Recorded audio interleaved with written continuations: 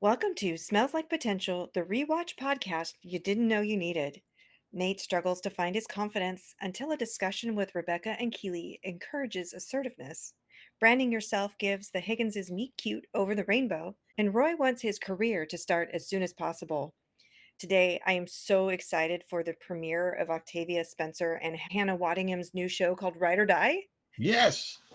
It's a comedy action series about best friends that have to go on the run because one of them is an assassin. Okay, which one? I mean, we all have to know, right? I think I've seen the trailer, so I think I know. I don't want to spoil it for everybody that hasn't seen the trailer yet. Okay, that works for So, me. I would like to know who is your favorite TV character duo that are ride or dies? Hmm. What jumps out at me is Cliff and Norm from Cheers, because those two, you never see them really separate except for very few episodes. They're always right there next to each other, and it seems like they're Norm! best friends. Yeah. I do think Cliff was jealous of Norm, though, because everybody seemed to like him more because he wasn't the bar's know it all and had to correct everyone until, of course, Frasier showed up to out know it all Cliff.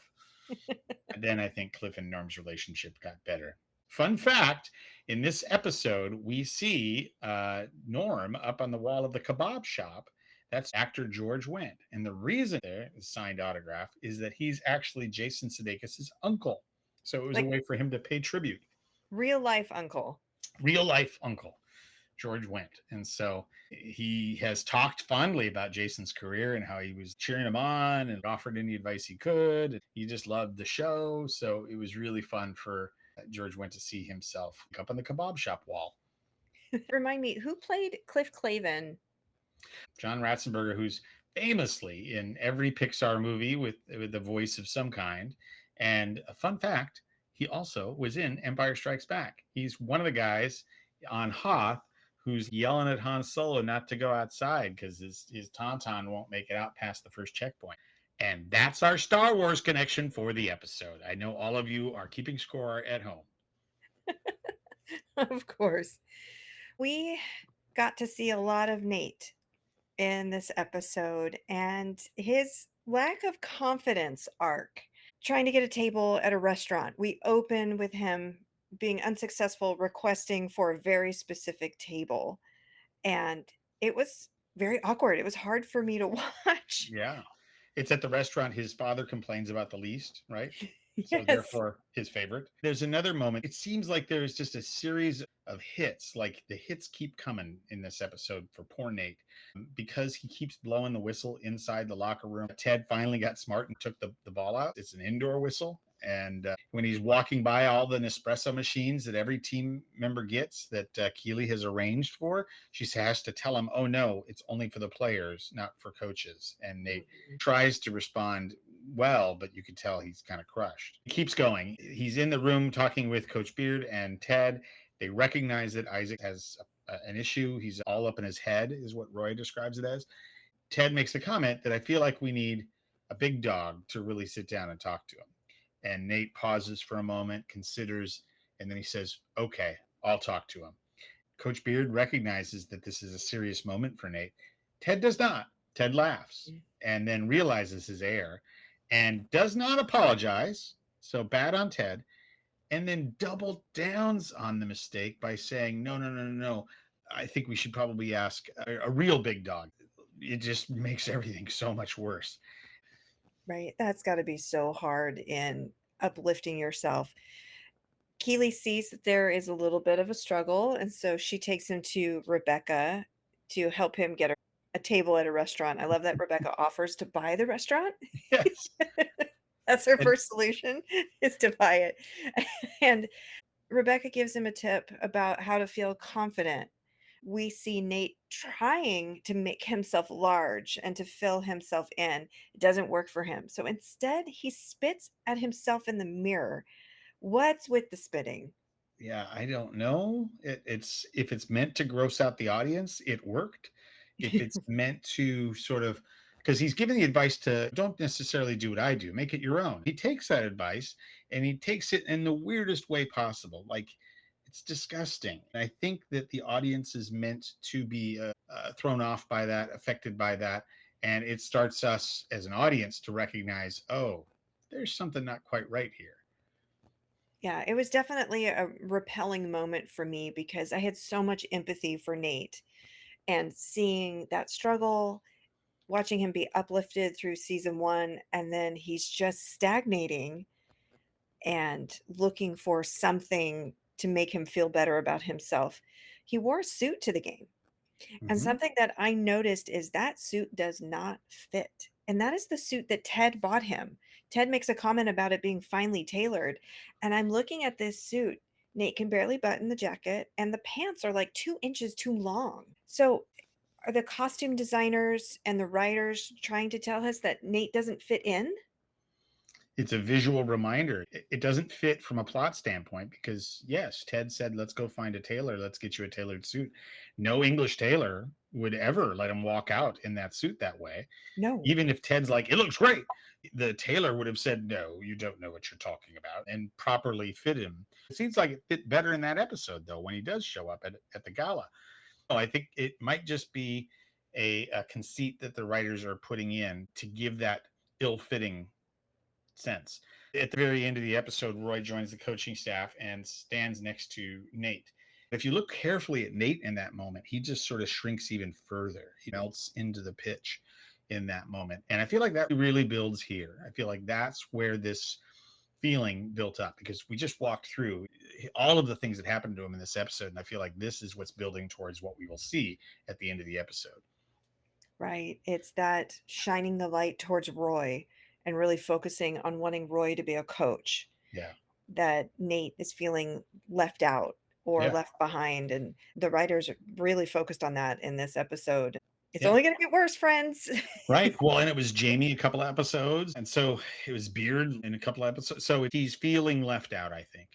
But there are some really beautiful quotes in this episode. I think it's one of the reasons why this is one of our favorites, that we get just wonderful nuggets. Leslie continues to drop really beautiful phrases. He's talking to Rebecca about romance and how to find somebody because Rebecca's actively dating.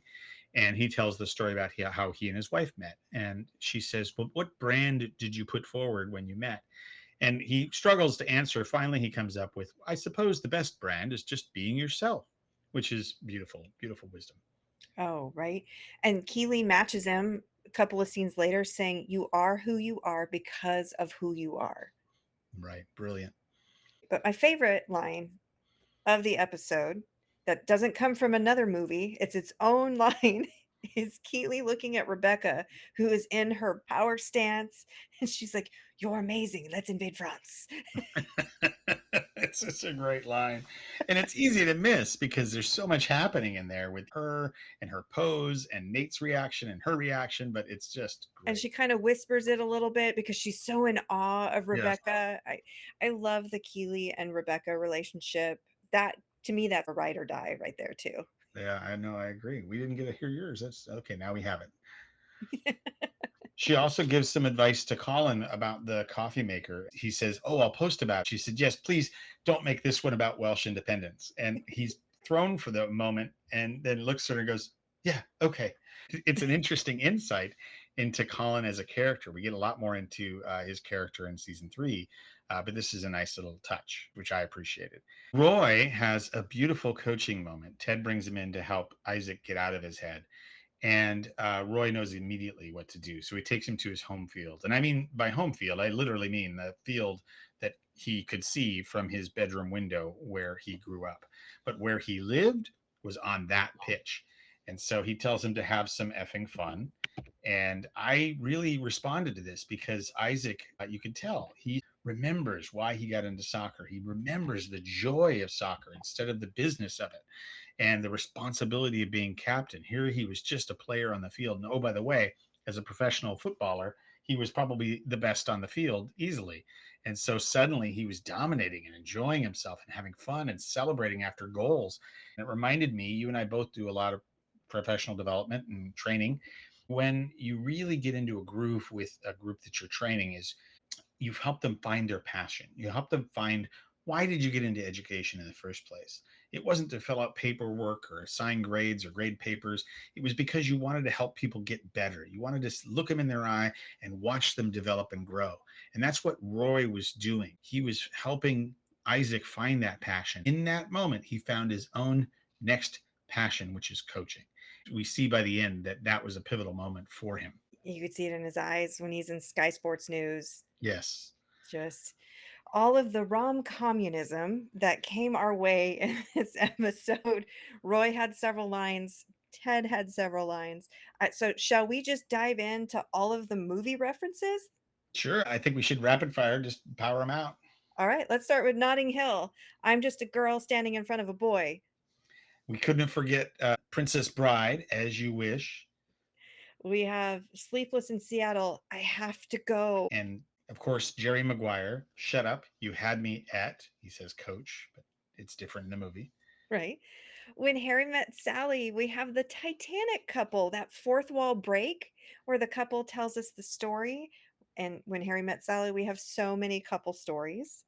The quote that Ted says is when you want the rest of your life to start as soon as possible, but Ted says ASAP.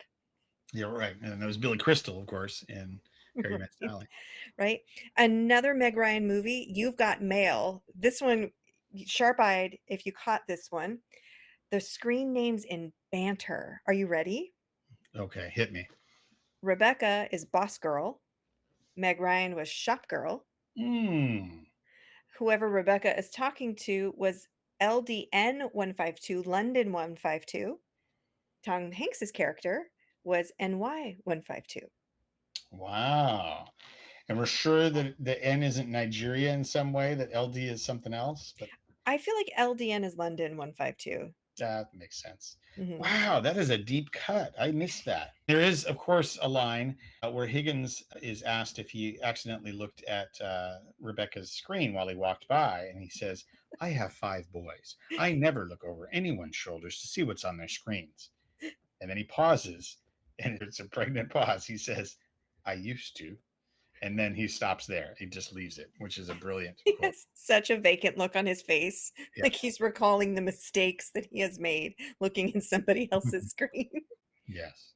And then we have the trope of the running slash chase scene.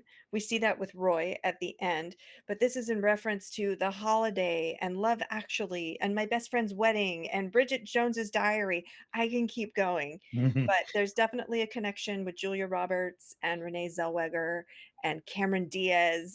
They're running to each other. They're running to stop a train. They're running to catch a plane. They're running to make it through Union Station. There's a lot of different moments there.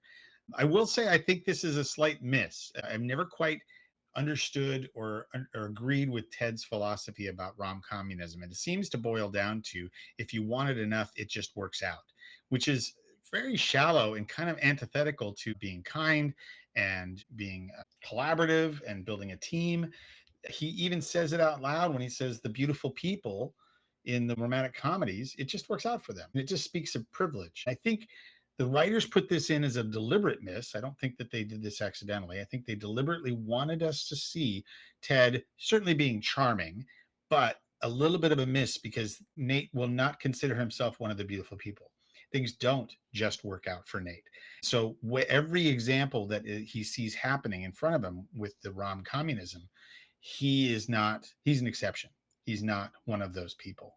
His suit doesn't fit him. He doesn't get an espresso machine. All the little things we talked about at the beginning, this actually makes it worse because Ted is raising up on a pedestal all those beautiful people that things just seem to work out for. So I was struggling with it, and now I finally think I understand why the writers did it. Right. And it's against his own quote that he said that the Yeah, harder you work, the luckier you get. right. It's totally opposite of Ted. Mhm. There's no musical theater references in this episode, but plenty of music. Of course, the episode gets its name from Rolling Stone's She's a Rainbow, and it is a 4 minute and 35-second song, and they play the whole song, and it works to the run that Roy takes, and then they actually tag on a little bit for the credits. We also learn that Ted believes that no man should take longer than it takes to play Easy Lover, which is 4 minutes and 54 seconds to get dressed in the morning. So that's an interesting little tidbit, and we Something we actually need to remember. remember for later, exactly. Mhm. And then there was a reference to a collaboration between David Bowie and Queen that Ted is able to get Sharon to catch just by saying the terror of knowing what this world is about, watching some good friends screaming, "Let me out." She knows immediately he's talking about, oh, you're under pressure. So That kudos. was a great catch of Sharon's. Sharon's on our side. She understands. Well, thank you for tuning in, and we'll catch you tomorrow for our reaction to season 2, episode 6, The Signal. And our outro quote: same thing you do when you cross an elephant with a rhinoceros. Elefino.